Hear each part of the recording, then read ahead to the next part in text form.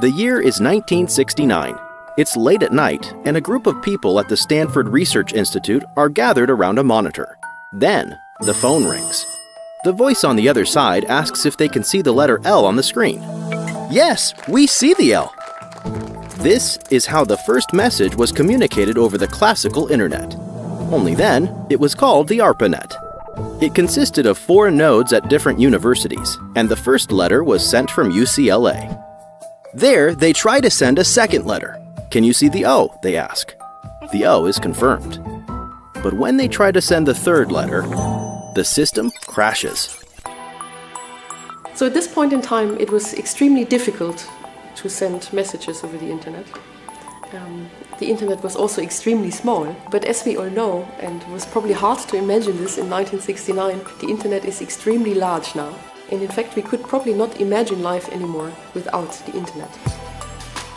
So here at QTech in 2020, we are aiming to have a small 4-node network, which might become the first quantum internet on Earth. So the difference between a classical and a quantum internet is that a quantum internet allows us to send qubits from one network node to the other. This allows us to create quantum entanglement between any 2 points on Earth. And entanglement is actually pretty cool. It has 2 properties. It is inherently private, which enables secure communications, and it allows complete coordination.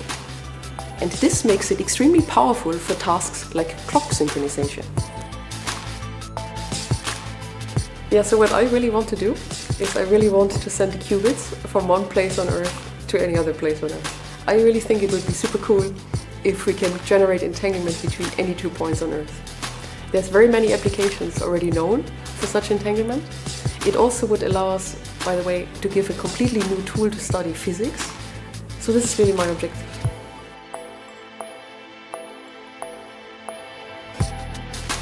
So a quantum internet is now at a very similar stage than a classical internet was in the 1960s. It was successful not just because of a small group of technical people, but because of a very large community that thought about how we can use the internet to fundamentally change the way that we communicate today.